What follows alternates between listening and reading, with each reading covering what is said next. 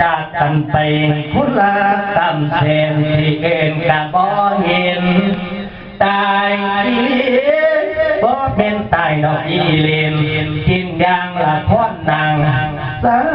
มยังดอกแม่เขาแสดงไปตามเรื่องนั่นเป็นเพียงบุญเล่นแสดงเอาตามนาทีบาดยิ้มตายดอกยีแสดงเอากระบอได้ขั้นตายเลี้ยงกัดน้องมินยกตัวอย่างว่าที่เจนคุณยายกองสอนสักดานี่ละผู้ตายไปแพงกาอนว่าอยากเห็นเจียงพอนางนอนรอของคอยทาตามเล่นมาไอ้โยม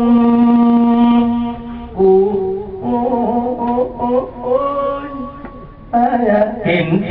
ดีนอมาอยากพบเทละนอโอ้ยโนเหลวกะทำโนโอละคิดอยากพอกะมองพอพูดโนตั้งวินกรรมคิดจะเข็นกะวิวตำบงน้ำบ่เห็นเสียงดวงดาวเลื่อนอยู่ตึงป่า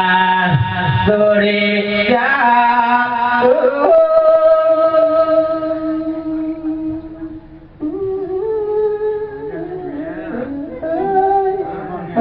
คอยตั้งโอ้ดวงตาเวนลงลับเหลวโอ้ยวันทุ่งตาอวยมาเทวาดวงวิญญาณคุณได้ของสอนสักดานีละนาบอกด้วยพระจันทรีม้วนลูกหลานทั้งหลายคิดจะหาทางอุกตั้งงมเก็บดอกในน้ำย้ายกองอื่นย่ามนี่เป็นดอกย่ามลำม้วนลูกหลานทั้งหลายได้ทำบุญอุทิศตลอดเกศเขาน้ำทำทานให้เกศทรงลูกเจ้าลงทุนสร้างลานเจ้าลูกทุนสร้างพลาลูไอ้อยู่ไอ้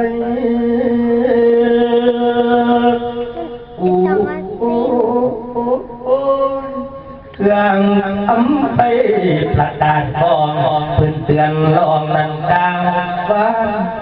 นิมนต์พระท่านต่างบ้านมาที่เกณฑ์แสดงบุญอุสุ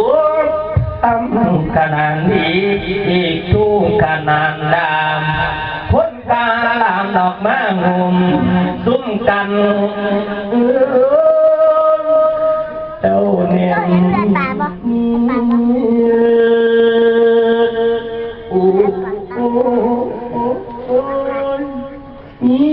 เพิ่มปีแลนองโอ้ยรุ่นป่า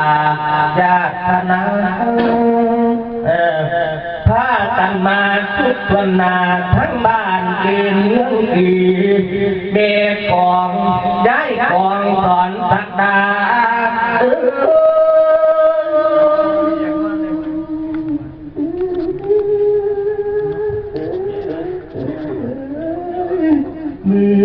บ่วันมานี้ไก่หลดนาย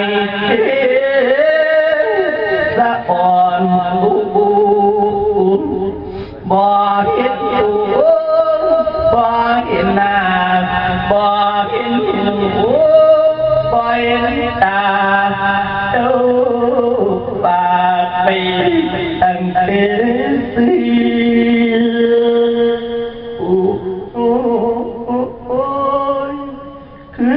ที่ไก่ออกมายังสุกนั่นไปอยู่ใส่ดวงวิญญาณเจ้านั่นไปอยู่ตำบลเองทั้งใดนับเองได้ไหลป่าลูกไปลานห้ามห่างเหลือเม เป็นดวงวิญญาณเจ้านั้นเป็นนกทางอยู่นานส่วนว่า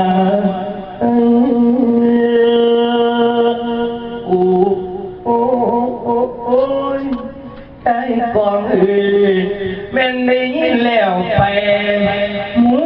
ลูกหลานอยู่บ้านทำบุญสร้างเม่นสงอาพอบุญ